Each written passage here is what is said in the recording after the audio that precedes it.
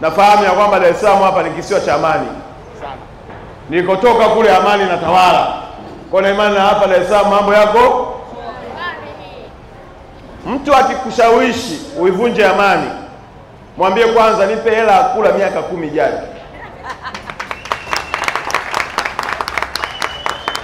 Mtu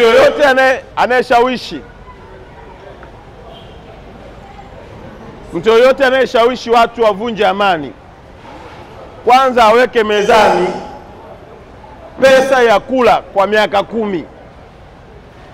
Kama ulikuwa na ndoto ndani ya miaka 10 kupitia biashara yako hiyo unayofanya ya kuuza mbuzi upate kujenga nyumba, kupitia biashara yako ulikuwa na ndoto ununue gari, kupitia biashara yako ulikuwa na ndoto uwe na mke au uwe na mme, uishi maisha yako mazuri.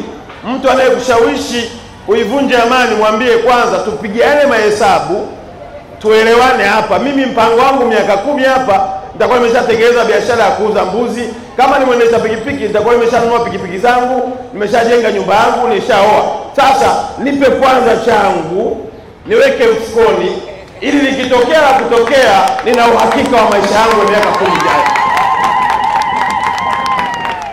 Tusikubali kushawishiwa na watu ambao wao wenyewe wanaingiza hela, wanatengeneza hela, wanajenga nyumba, wanatembelea magari mazuri kwa kulipwa na watu ili kutushawishi sisi tuingie barabarani tuvunje amani.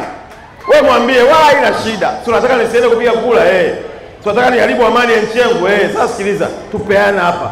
Alafu kishamaliza kuchukua hiyo hela ya malengo uliokuwa nayo ya miaka 10, mwambie tena bana, kuna uwezekano huko akavunja miguu.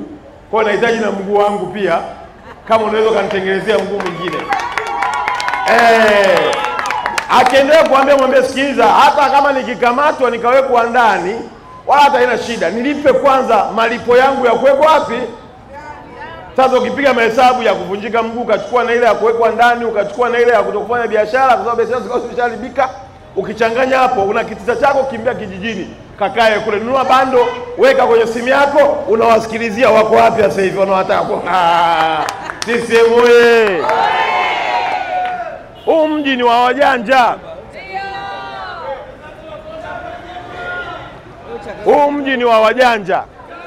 Kwa hiyo wajanja huwa hawakubali kuingizwa mkenge. Yaani wewe Dar es Salaam hapa, afu kubali mtu akuingize mjini hapa. Yaani kuna mji gani mwingine mkubwa zaidi ya Dar es Salaam? Alafu wewe mtu wa Dar es Salaam tena uingizwe mjini?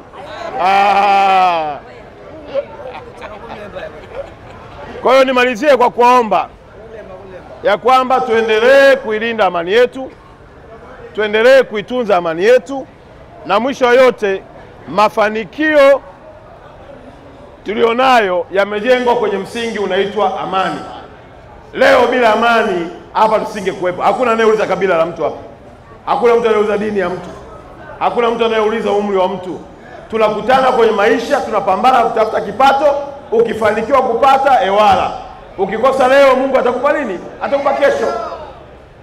Kama maisha ya mtoto mdogo anapozaliwa, anatambaa, anatembea, anafika hatua anaenda shule, anafika hatua anatengeneza kazi, anatengeneza familia, mwisho wa siku anakuwa mzee. Ndivyo alivyo hata maisha ya utafutaji. Kuna wakati unapata, kuna wakati unafanya nini?